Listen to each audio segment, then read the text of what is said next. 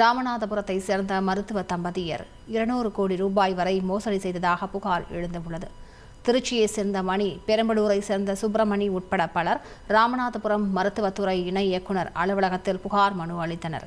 அதில் ராமநாதபுரம் மாவட்டம் சோழந்தூரில் அரசு ஆரம்ப சுகாதார நிலையத்தில் மருத்துவராக பணிபுரியும் சுந்தரி மற்றும் அவரது கணவர் ராமநாதபுரம் அருகே 150 அடி ஏக்கரில் மல்டி ஸ்பெஷாலிட்டி மருத்துவமனை கட்ட இருப்பதாகவும் அதற்கு பங்குதாரர்களை சேர்க்க இருப்பதாகவும் கூறியதாக தெரிவிக்கப்பட்டுள்ளது. மேலும் திருச்சியில் மருத்துவ உபகரணங்களை வெளிநாட்டிற்கு ஏற்றுமதி செய்யும் தொழில் செய்து வருவதாகவும் தான் அரசு மருத்துவராக இருப்பதால் தனது கணவர் பெயரில் இந்த தொழிலை தொடங்க இருப்பதாகவும் கூறி தனியார் ஹோட்டலில் விருந்து அளித்ததாக மனுவில் கூறப்பட்டுள்ளது.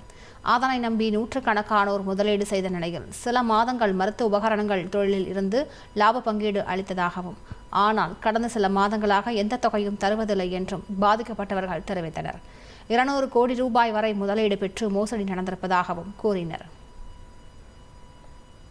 எங்களிடம் 8,10,000 முதலீடு பெற்றார். அதில் நான் கேட்டதுக்கு கொஞ்சம் லாப பங்கு கொடுத்து வந்தார்.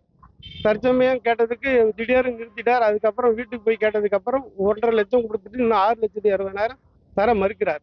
இங்க எப்படியாவது சுந்தரி மேடத்தை நேரம் பார்த்து கேட்டு எங்க பணத்தை இங்க வந்துருவங்கனாச்சும் தீர்வு பண்ணி ஏதாவது பணத்தை கொடுங்கன்னு சொன்னா எனக்கு அதுக்கு சம்மந்தம் இல்லை, நீங்க எப்படியோ எங்க வீட்டுக்காரரை பார்த்து கேட்டுங்கன்னு சொல்லி அவங்க தட்டி கழிக்கிறாங்க. அந்த ஹாஸ்பிட்டல் கட்ட ஆரம்பிச்சோன்னா உங்களெல்லாம் ஷேர் ஹோல்டரா மாத்திடுவோம் அப்படின்னு சொல்லி எங்கள்கிட்ட பணம் கலெக்ட் பண்ண ஆரம்பிச்சாங்க.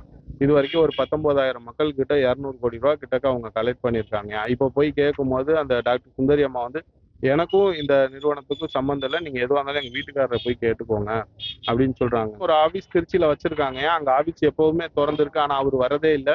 3 மாசமா ஆபீஸ் பக்கமே வரதில்லை. அது இதுன்னு சம்மந்தம் இல்லாத போய் சொல்லிக்கிட்டு இருக்காருங்க. ஆனா அந்த மாதிரியான தகவல் எதுவுமே இல்லை. அவங்க எல்லாருமே பணத்தை ஏமாத்துறதுக்கான வழிகள் செய்யறாங்க. அதனால நாங்க டிடி ஆபீஸ்ல இன்னைக்கு கம்ப்ளைண்ட் பண்ணியிருக்கோம் டாக்டர் சுந்தரி அம்மா மேல.